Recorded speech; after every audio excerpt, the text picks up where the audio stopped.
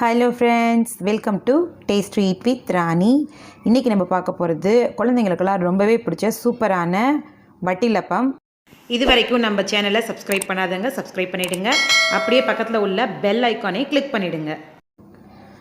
இதுக்கு நான் ஃபஸ்ட்டு 6 முட்டை எடுத்திருக்கேன். இப்போது இந்த முட்டை எல்லாத்தையும் இந்த மாதிரி ஒரு பாத்திரத்தில் ஒன்று ஒன்றா உடச்சி உள்ளே சேர்த்துக்கலாம்.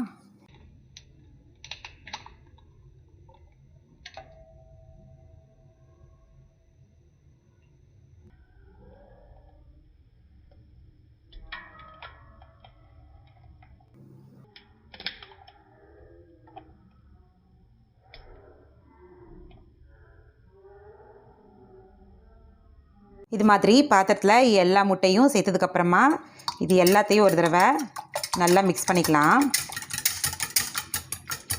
இது எல்லாத்தையும் இப்படி மிக்ஸ் பண்ணதுக்கப்புறமா இதில் நான் 3/4 டம்ளர் அளவு பால் எடுத்து வச்சுருக்கேன். நீங்கள் பச்சை பாலும் சேர்த்துக்கலாம், இல்லை காய்ச்சி நல்லா ஆற வச்ச பாலை சேர்த்துக்கோங்க.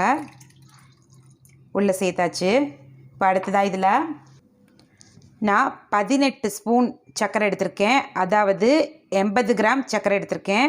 ஒரு முட்டைக்கு 3 சின்ன ஸ்பூனில் 3 ஸ்பூன் அளவு சுகர் சேர்த்துக்கோங்க, அப்போ கரெக்டாக இருக்கும்.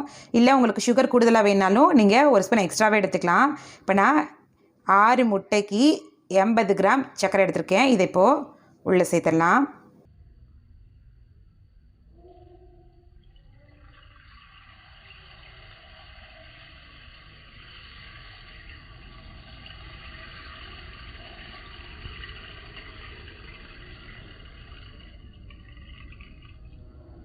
பால் சர்க்கரை ரெண்டுமே உள்ளே சேர்த்ததுக்கு அப்புறமா குங்குமப்பூ 2 பிஞ்ச் அளவு எடுத்திருக்கேன். இதை இப்போ உள்ளே சேர்த்துக்கலாம்.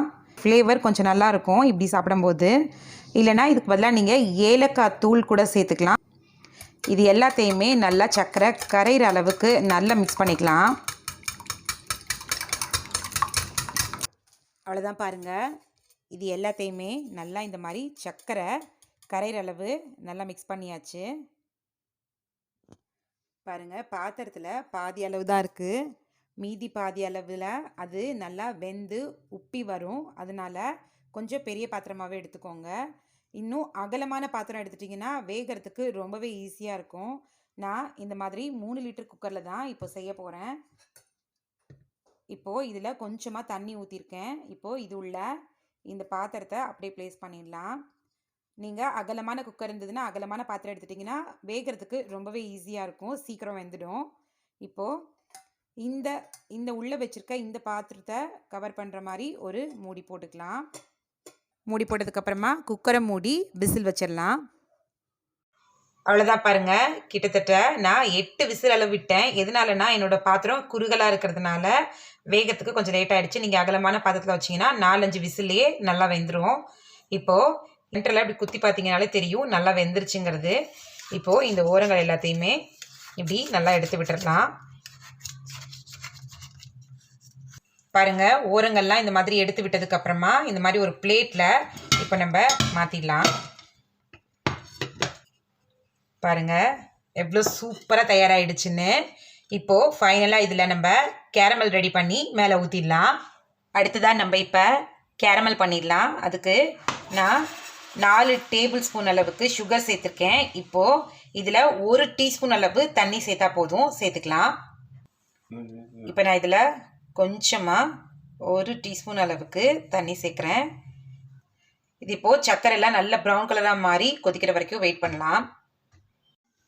அவ்வளோதான், பாருங்கள். நம்மளோட கேரமல் சூப்பராக தயாராகிடுச்சு. இப்போது இதை நம்ம இந்த வட்டிலப்பத்து மேலே அப்படியே ஊற்றிடலாம்.